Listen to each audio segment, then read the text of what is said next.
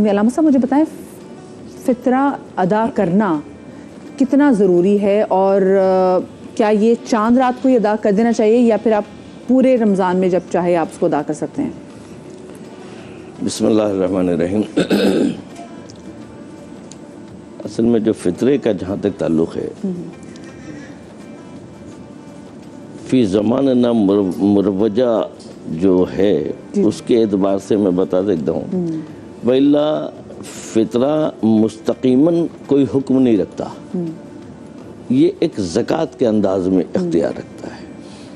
فطرے کا شریعت میں کوئی مستقیماً حکم نہیں ہے، یہ ایک زکوٰۃ ہے، یہ ایک مساکین کے لیے، یتیماں کے لیے، غریبوں کے لیے ایک مدد کے طور پر ہے، ٹھیک ہے۔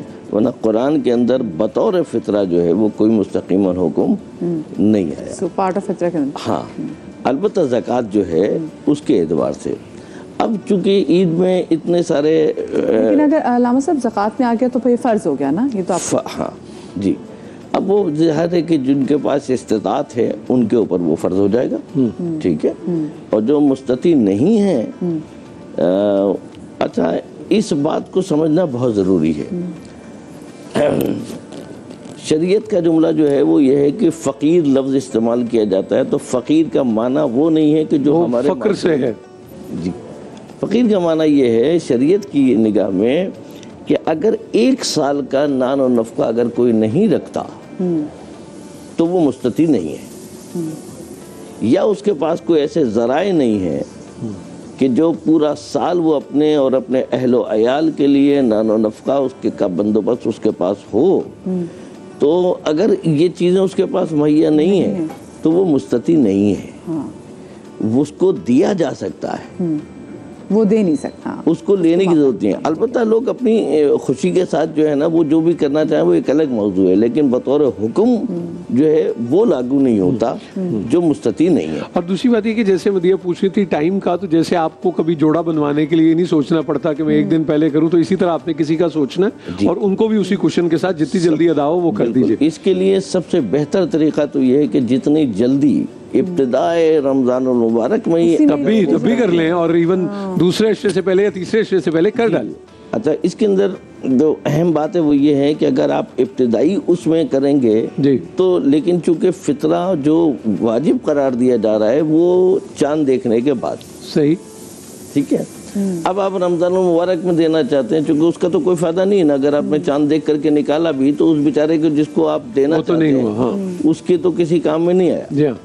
اب اس کی ایک جو ترکیب نکالی ہے وہ یہ ہے کہ آپ بطور قرض الحسنہ آپ اس کو ادا کر دیں، حسنہ بھی ادا کر دیں، ہاں، آپ ابتدائی رمضان میں دے دیں، بیچ میں دے دیں، جس وقت دے دیں، اتنا کہ وہ اس مجبور آدمی کی ان بچوں کے لیے وہ عید ہو جائے، ایک سپورٹ سسٹم بن جائے کم از کم جائے۔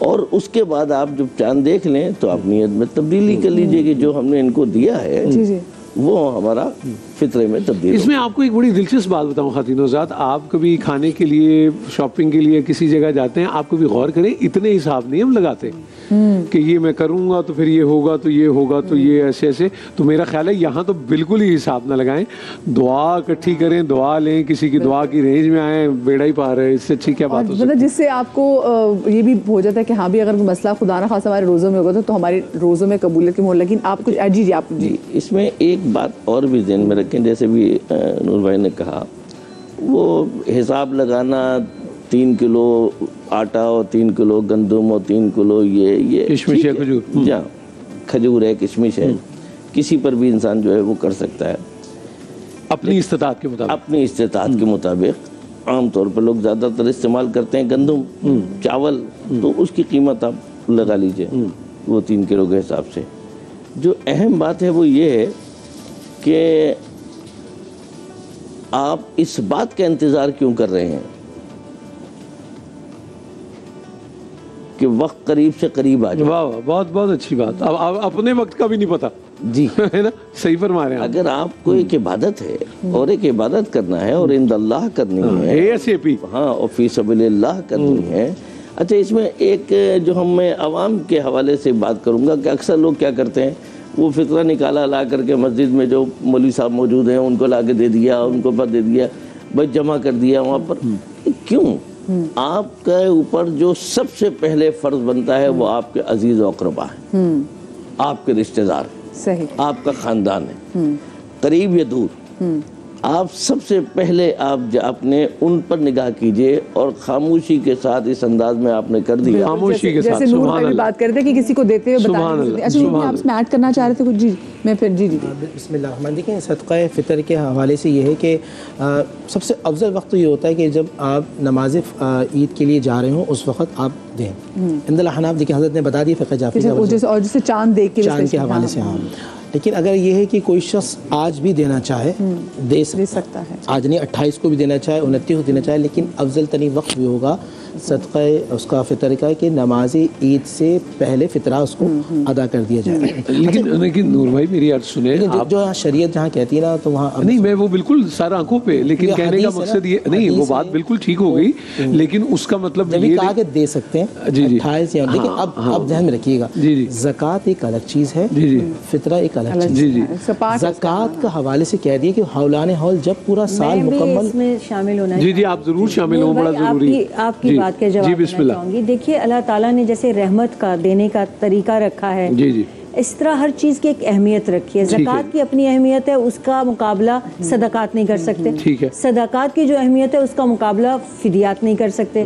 फिदिया की मुकाबला तो हो ही नहीं रहा। देखिए तो आसानी जा रही है और पहुंचने की बात हो रही है। हर चीज़ की एक वजह है। ये जो फितराना है इसकी वजह ये है, और इसको बताया गया कि पूरे महीने के रोज़ों में जो कमी, कोताही, गफलत होती है, ये उसका फिदिया है। यानी आपने पूरा महीना जो गलतियां की हैं, तो उसूलन ये बनता ही ईद की चांद पर। असल में ईद उल फितर से बात करें, तो एडवांस भी दे दो, मेरा मतलब है वो भी अगेंस्ट हो जाएगा, एडा की मतलब डेबिट क्रेडिट। हाँ जी, वो सही कह रहे हैं। देखिए, जिस तरह बात की ना ईद उल फितर, ये है इफ्तार से ना, आपने जो पूरा महीना रोज़ा रखा है, जो गलतियां आपसे हुई हैं, तो अब नमाज ईद जो आप शुक्राना अदा करने जा रहे हैं, तो शुक्राने से पहले जो आपको ये भी जो एरर था, उस एरर को ख़त्म करना है। आप वो अफजल तरीन वक्त था, लेकिन कोई शख्स जैसे आज आप समझते हैं कि आपके रिश्तेदारों में नहीं, बल्कि आपके जो मुलाजमीन हैं वो ही बहुत साहिबे मुस्तहिक हैं, तो आप उनको आज 28 को दे देते हैं, 29 को दे देते हैं, ये भी ठीक है। पैसे भी दे, कुछ लेके भी दे सकते हैं। सवाल है आपका। देखिए बहन, राशन मैं ही समझता हूँ इस ज़माने के अंदर आप उनको नक़द दीजिए, वो बहुत ज़रूरत है। जिस तरह मैं ज़कात के हवाले से एक बात अर्ज़ करता हूँ, देखिए शरीयत के उसूल देखिए, कुरान ने ये नहीं कहा कि गरीब अमीर के घर जाएं, बल्कि अमीर को कहा कि अमीर गरीब के घर जाएं।